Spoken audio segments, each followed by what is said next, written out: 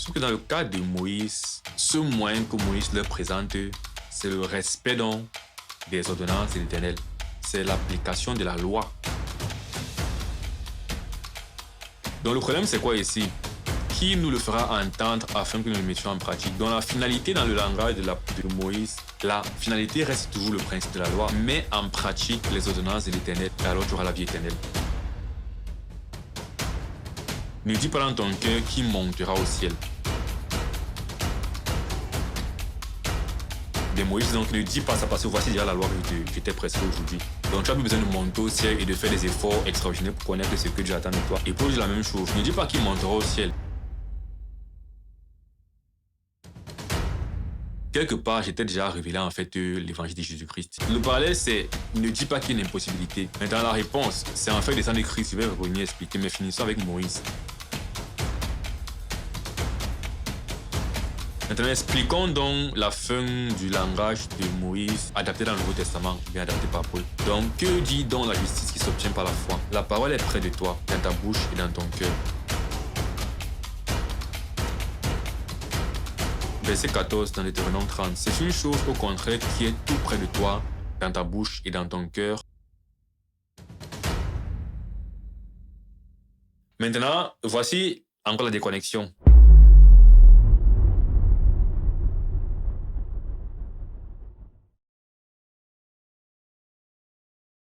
En effet, Moïse, donc, il va expliquer ce principe de Christ étant la fin de la loi pour la justification de ceux qui croient. Donc Moïse définit ainsi la justice qui vient de la loi. Une fois de plus, gardons ça à l'esprit, Paul est en train de poser deux justices ici. Une justice qui est celle des hommes qui s'obtient dans la loi, par la richesse de la loi, dans l'obéissance à la loi, mais qui n'est pas la bonne justice. Et une justice qui est celle de Dieu, qui est la bonne justice, qui donne vraiment, qui est lorsqu'on l'obtient, on a obtenu le salut. Et si on ne l'a pas, on n'est pas sauvé, on n'est pas réconcilié avec Dieu. Donc Moïse définit ainsi la justice qui vient de la loi. L'homme qui mettra ces choses en pratique vivra par elle.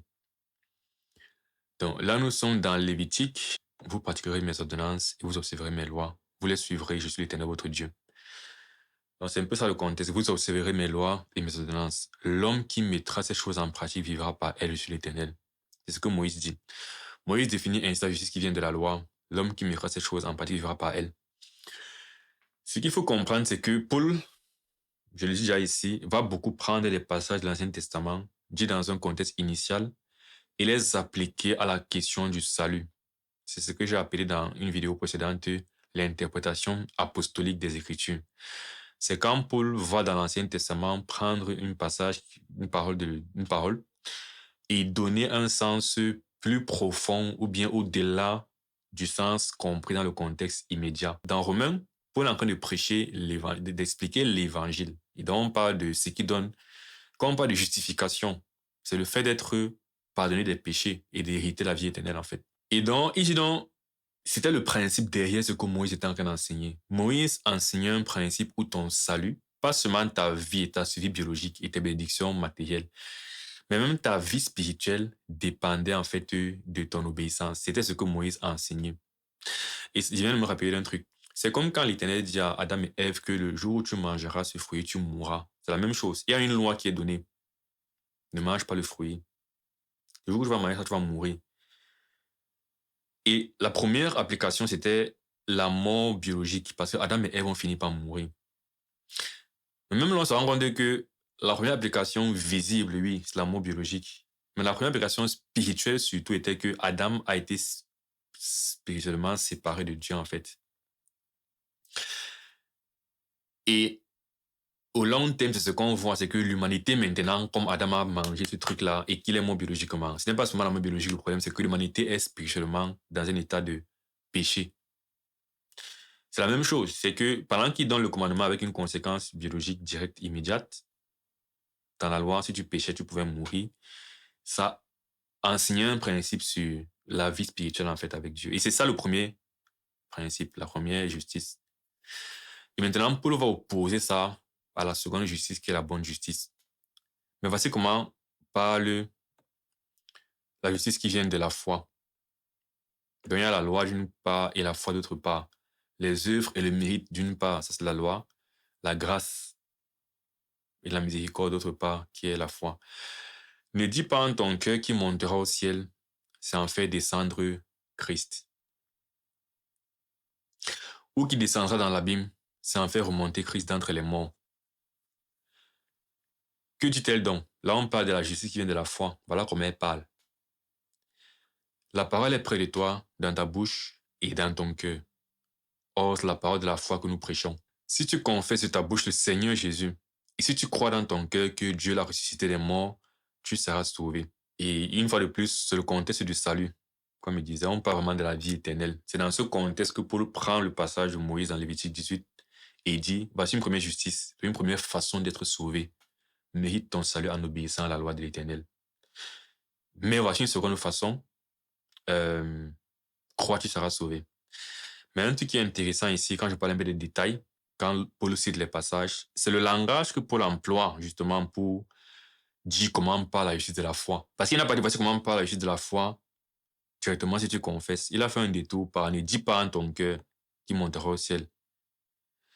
Ce langage ici, eh bien, Paul va continuer en fait à prendre les paroles de Moïse et à les appliquer dans le Nouveau Testament. De même que Moïse avait parlé ici dans Lévitique pour définir la justice qui vient de la loi, Moïse a aussi parlé dans Deutéronome qu'on va aller lire. Et il définissait toujours la justice qui vient de la loi. Mais maintenant, Paul va prendre ce langage de Moïse et avoir maintenant son langage à lui, Paul, de la foi. Le contexte, donc, c'est Israël qui est en train de sortir d'Égypte, qui est même déjà sorti d'Égypte et qui est sur le point d'entrer en terre promise. Et il y a tellement de parallèles. Même lorsqu'on prend toute cette histoire d'Israël qui sort d'Égypte et qui va entrer en terre promise, c'est aussi une histoire charnelle qui se produit, mais qu'on peut appliquer spirituellement aujourd'hui parce que c'est une bonne analogie en fait pour l'être humain qui est esclave du péché, qui est un pécheur, qui est délivré de son péché parce qu'il croit, donc qui est sauvé, qui est baptisé, qui persévère et qui obtient la vie éternelle, la terre promise. Parce qu'Israël était esclave en Égypte. Israël, le soir de Pâques, a cru à l'agneau immolé, Jésus-Christ, le sang, le linteau et le sang qui protège. Ils en ont été sauvés. Dès qu'ils ont cru, ils ont été baptisés dans la mer. Ils ont persévéré dans le désert, finalement entrant en terre promise, qui est la vie éternelle. Donc, lorsqu'on regarde même seulement déjà ça comme ça, on peut s'apprendre des choses. Israël, donc, qui est en train de sortir d'Égypte et qui est sur le point d'entrer en terre promise à Canaan, c'est là que Moïse leur donne cette parole-ci. Donc, c'est une sorte de... C'est encore une image de... Si tu veux vraiment être sauvé, parce que la terre promise représente la vie éternelle. On arrive au ciel, la terre promise, Canaan. C'est pour ça que quand on parle du repos de l'Éternel, eh bien, le repos de l'Éternel, c'était entrer en terre promise, mais c'était aussi une image du salut, la vie éternelle, qu'on fait hébreu. Mais c'est important parce que, du coup, à la veille de cette entrée en terre promise, Moïse a donc ce langage. Ce commandement que je te prescris aujourd'hui n'est certainement point au-dessus de tes forces et hors de ta portée. Il n'est pas dans le ciel pour que tu dises qui montera pour nous au ciel et nous l'ira chercher. Qui nous le fera entendre afin que nous le mettions en pratique. Vous voyez le langage ici, c'est similaire à ce que Paul dit ici. Ne dis pas en ton cœur qui montera au ciel. C'est faire en descendre Christ. Qui descendra dans l'abîme. C'est faire remonter Christ entre les morts. Donc ne fais pas comme si tu ne connais pas le moyen pour obtenir la vie éternelle. Sauf que dans le cas de Moïse, ce moyen que Moïse leur présente, c'est le respect des ordonnances de l'Éternel. C'est l'application de la loi. C'est ça que Moïse est en train de dire. Et comme il est en train de dire, Paul va prendre le même langage, mais le moyen que Paul va donner cette fois-ci, qu'il ne faut pas faire comme si c'est inconnu. Ce ne sera plus le respect de la loi, mais ce sera la foi. Donc, il n'est pas de l'autre côté de la mer pour que tu dises qui passera pour nous de l'autre côté de la mer et nous l'ira chercher. Une fois de plus, qui nous le fera entendre afin que nous le mettions en pratique. Donc, une fois de plus, ne dis pas que je ne sais pas comment faire pour être juste. Je t'ai déjà donné la loi.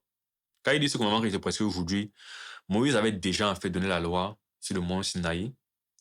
Et là encore, à la fin de Deutéronome, Moïse a rappelé toute la loi au peuple. Donc, le peuple ne peut pas dire qu'on ne connaît pas comment faire pour être juste. Vous savez, respectez ces ordonnances. C'est ce que Moïse est en train de dire. Donc, le fait de dire monter au ciel ou aller de l'autre côté de la mer, c'est de dire ne sort pas une circonstance où c'est impossible d'avoir la loi. Bien de connaître ce qu'il faut pour être juste. Bien, Paul fait la même chose. Il dit, ne dis pas dans ton cœur qui montera au ciel. Bon, je vais revenir expliquer le parallèle. Mais déjà, on voit que l'idée de monter au ciel, c'est le fait de dire que la réponse est personne ne peut monter au ciel, c'est impossible. Par conséquent, je peux donc conclure que je n'ai pas eu la possibilité d'avoir la loi, n'est-ce pas? Eh bien, Moïse, donc, ne dis pas ça parce que voici déjà la loi que j'étais presque aujourd'hui. Donc, tu n'as plus besoin de monter au ciel et de faire des efforts extraordinaires pour connaître ce que Dieu attend de toi. Voici déjà le commandement, voici les ordonnances, tu as déjà tout. Ne cherche plus, mets en pratique. Et Paul dit la même chose. Ne dis pas qu'il montera au ciel. Quelque part, j'étais déjà révélé en fait l'évangile de Jésus-Christ. Ne dis pas qu'il descendra dans l'abîme. C'est compliqué d'aller au fond de l'abîme. C'est déjà là en fait. Mais je vais revenir expliquer. En fait, le parallèle, c'est ne dis pas qu'il y a une impossibilité. Maintenant, la réponse, c'est en fait descendre de Christ. Je vais revenir expliquer, mais finissons avec Moïse. C'est une chose, au contraire, qui est tout près de toi, dans ta bouche et dans ton cœur, afin que tu la mettes en pratique. Donc, je t'ai déjà dit, en fait. Je t'ai déjà dit, c'est près de toi, ce n'est pas loin. Bon, dans la bouche et dans le cœur, l'idée de dire que tu as déjà entendu, c'est un truc que tu sais déjà. La difficulté pour toi n'est pas vraiment de savoir ce qu'il faut faire, c'est de faire. Donc, le peuple ne peut pas dire qu'on ne connaît pas. Le peuple qui est devant Moïse, il ne peut pas dire qu'on ne sait pas.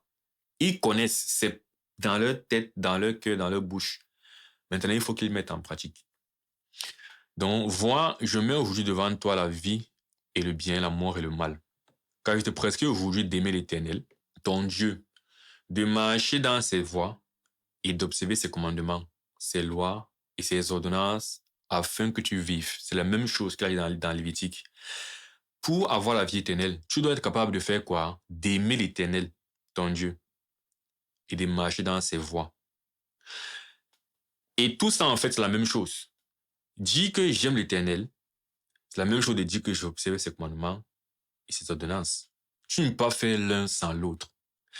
Tu dis que j'aime l'Éternel et tu ne regardes pas ses ordonnances, tu mens.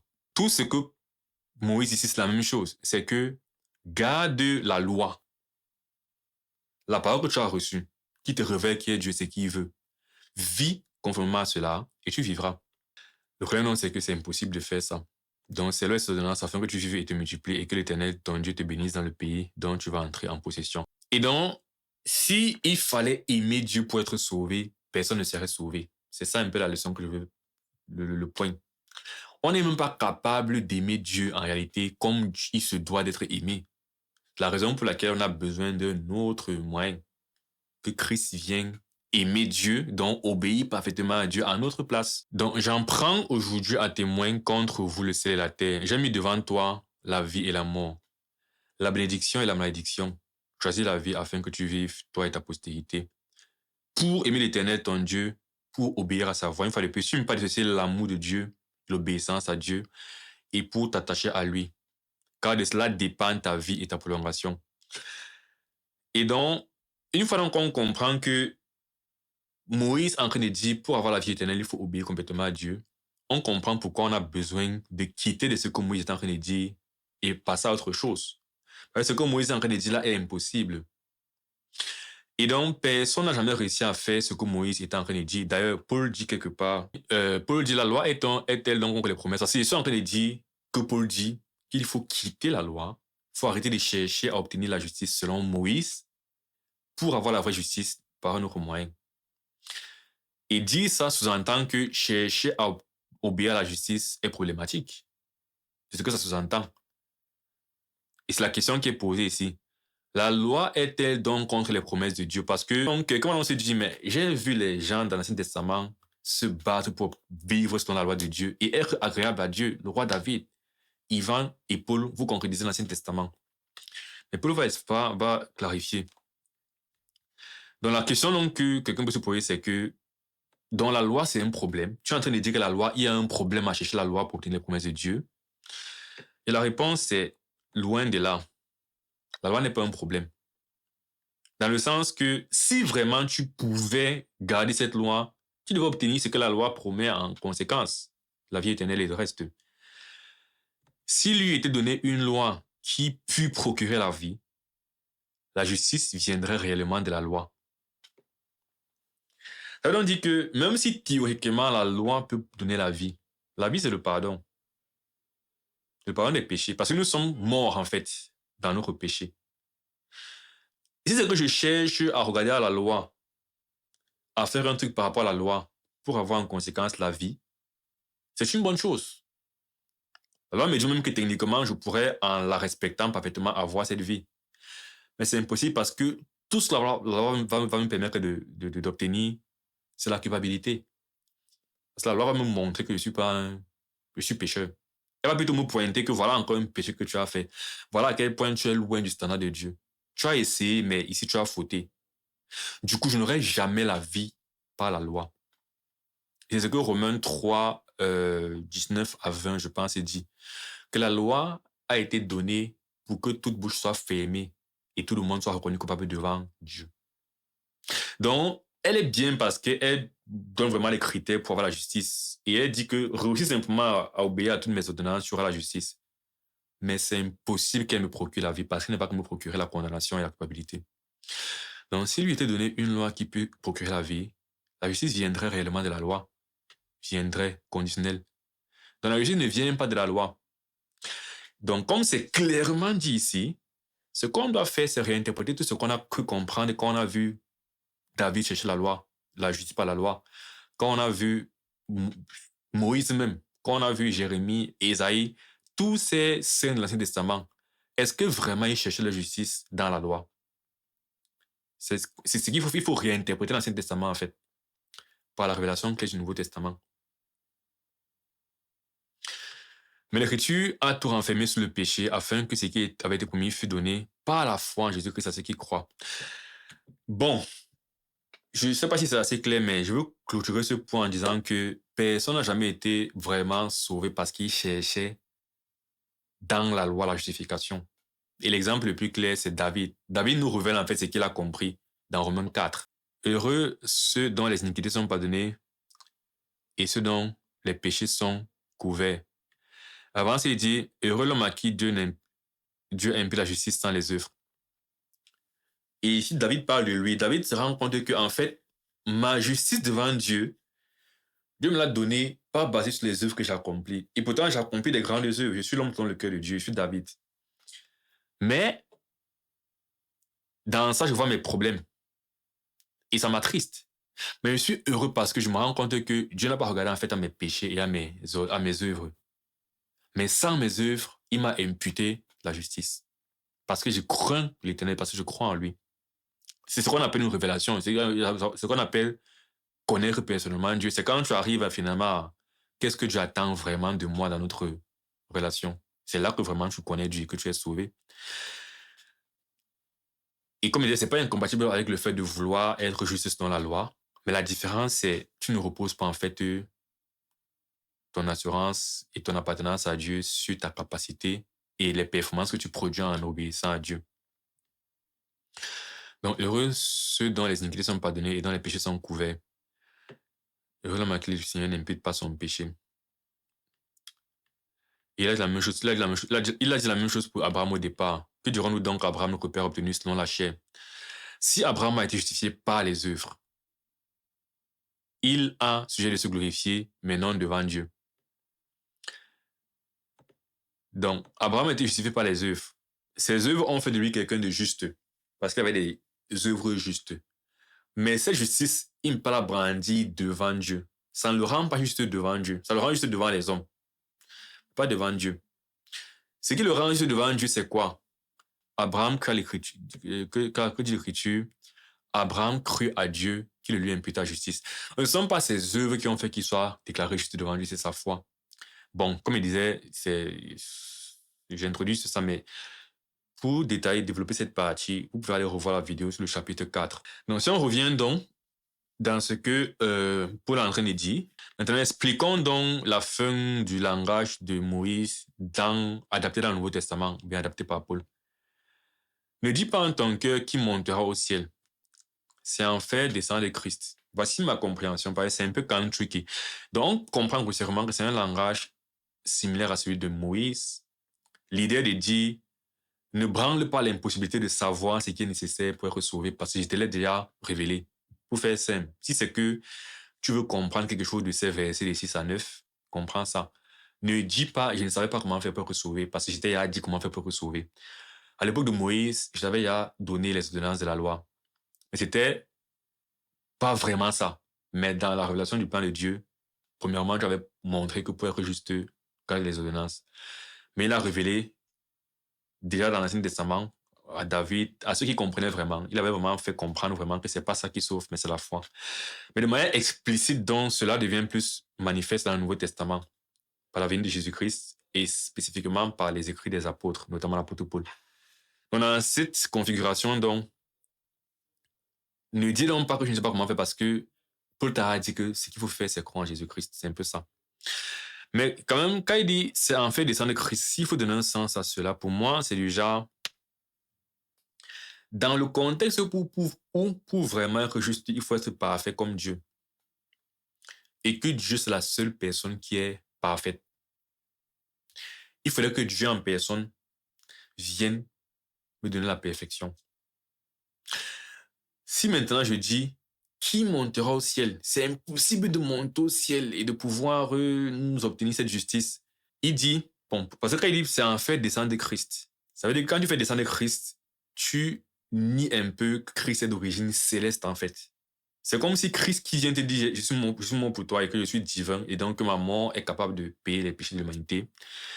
Tu dis, non, tu n'as jamais été au ciel, Christ. Tu n'es pas divin.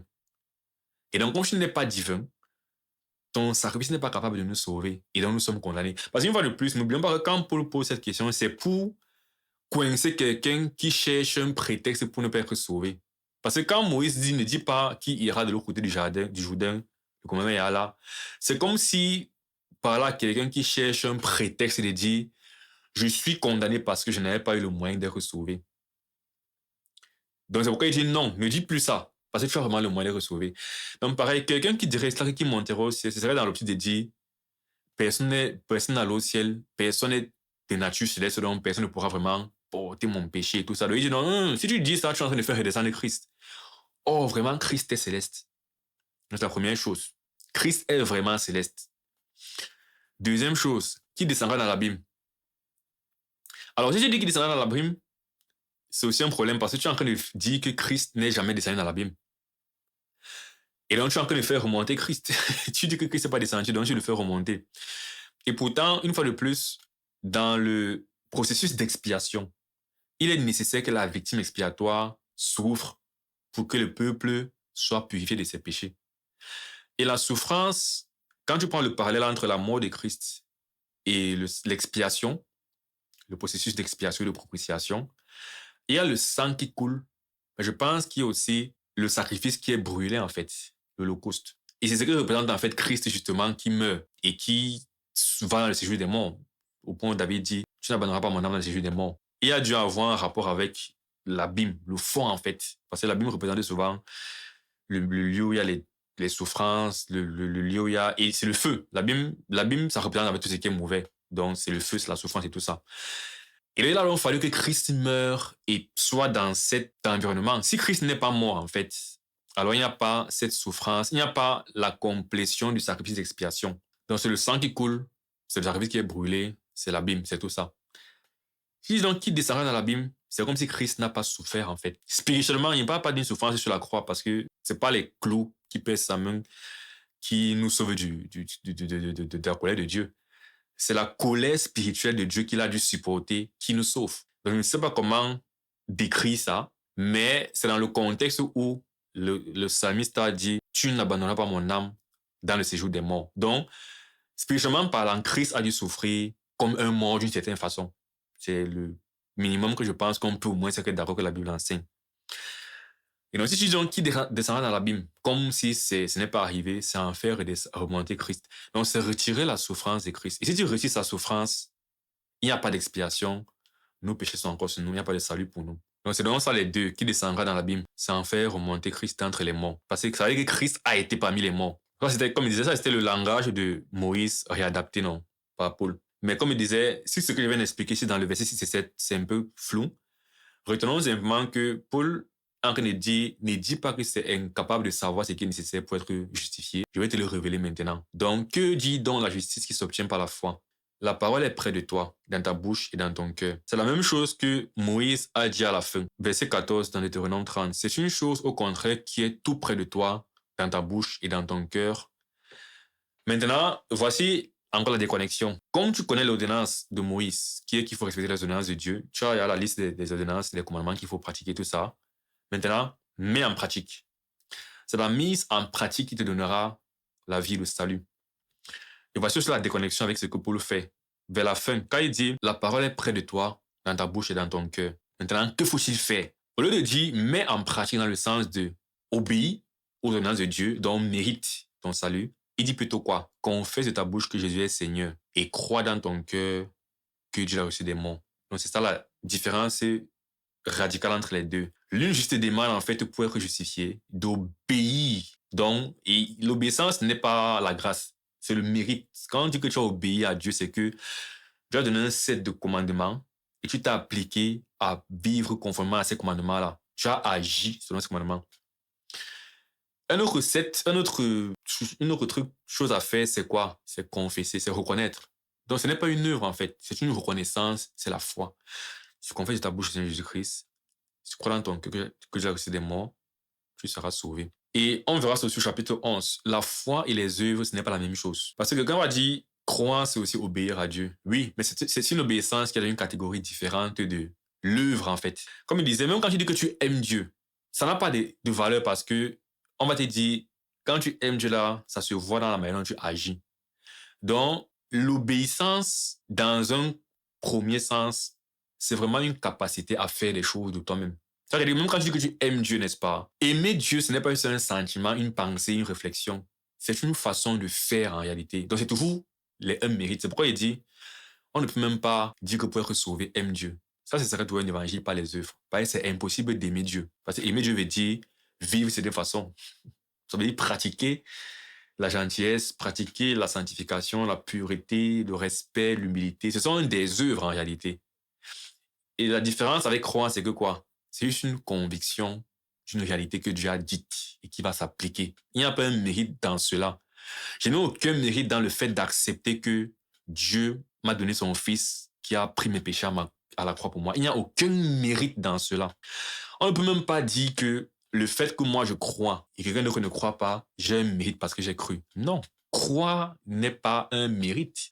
Et pourtant, le fait que je m'applique à être humble, je ravale mon ego, je me rabaisse, ça c'est une œuvre, ça. Quand le Seigneur demande, par exemple, d'être humble, comme il disait, le fait peut-être de m'abstenir peut-être de, je sais pas trop quoi, l'impudicité. Mais c'est que mon corps a des pulsions naturelles, mais je dois les supprimer parce qu'elles ne sont pas peut-être exercées dans la volonté de Dieu. Le fait de pardonner, par exemple, quelqu'un. Quand quelqu'un me offense, mon ego est touché et il y a une tendance à vouloir rendre le mal. Mais je dois supprimer. Donc, ça, ce sont des œuvres. J'ai un mérite dans le fait que quelqu'un m'a, par exemple, offensé et je n'ai pas rendu le mal par le mal. Ça, c'est un mérite. Ça, c'est une chose qu'on doit te louer pour cela. Si tu vois quelqu'un, par exemple, qui donne tous ses biens, ne dis pas que c'est évident. Non, il faut dire vraiment, waouh, tu es vraiment très altruiste.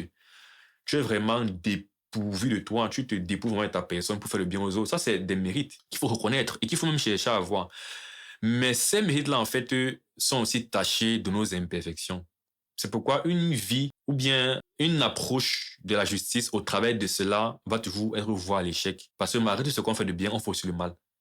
Et ça, c'est la loi. Ça, c'est tu cherches à aimer Dieu comme ça, et tu fais des choses que Dieu agrée, tout ça, mais tu fais aussi des choses qui sont des péchés. Et un de ces péchés fait que tu mérites l'enfer.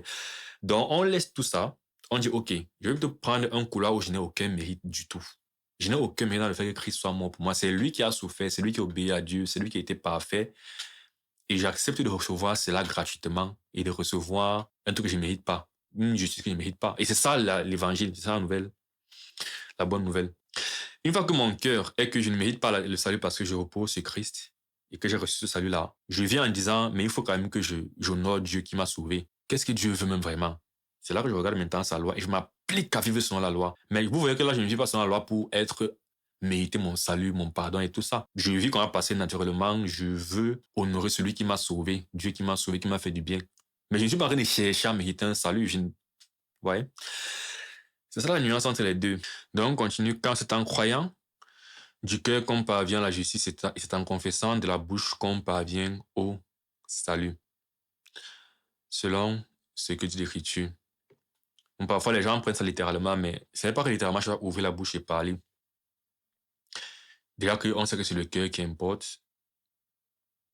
Mais c'est aussi que moi, c'est ma compréhension, c'est aussi que c'est une reconnaissance évidente, en fait, que Jésus est ton Seigneur, qui commence dans le cœur et qui est vrai, qui est vécu, qui est explicite, qui est visible. Donc, un vrai chrétien ne peut pas, en fait, ne pas l'exprimer, le faire savoir. Pas dans l'optique d'être en train de prêcher l'évangile, mais c'est juste que dans ta vie, si Christ est celui qui est ton Seigneur, ta vie va le témoigner. C'est pourquoi on dit que ta bouche va le confesser, mais c'est pas seulement la bouche littéralement, c'est que tes œuvres vont confesser Christ. Et c'est aussi là qu'on peut voir cette continuité entre la foi et les œuvres. Les deux sont différentes, mais on voit donc que les deux sont liés. Parce que la foi, c'est comme la semence. À l'intérieur, il y a la foi, il y a une croyance réelle qui est cohérente et consistante avec des actions que cette croyance va produire. Si je crois que si je saute du haut d'un immeuble, je vais mourir, je ne vais jamais sauter. Or, le fait de savoir que en ce temps, je vais mourir, ce n'est pas une action, c'est un savoir. C'est une conviction que j'ai. Mais c'est très lié à l'action que je vais produire par la suite, qui est je ne vais pas sauter d'un immeuble. Mais c'est pareil, si Christ est mon Seigneur et mon Sauveur, il y a aussi une vie logique et cohérente qui va avec cela. C'est pourquoi il y aura donc certaines œuvres par la suite. Mais ma nature d'humaine fait en sorte que autant je peux vouloir vivre comme Dieu veut, autant je reconnais Christ est mon Sauveur, je ne serai jamais parfait comme Christ est parfait. C'est pour ça que dans les œuvres qui suivent la foi, il ne faut pas s'attendre à une perfection, d'une part. Et d'autre part, une fois de plus, ce ne sont donc pas ces œuvres du coup qui me donnent le salut, parce que ces œuvres restent imparfaites. Même si elles sont catalysées par ma volonté de vivre pour le Seigneur et d'obéir au Seigneur. C'est pourquoi, une fois de plus, il faudrait qu'à chaque fois que je pense en fait à mon salut, je retire toujours la partie de mes œuvres et de mon obéissance. Ça, toujours seulement que Christ a tout fait pour moi. Je suis sauvé basé sur cela uniquement. Et mes œuvres n'interviennent pas dedans.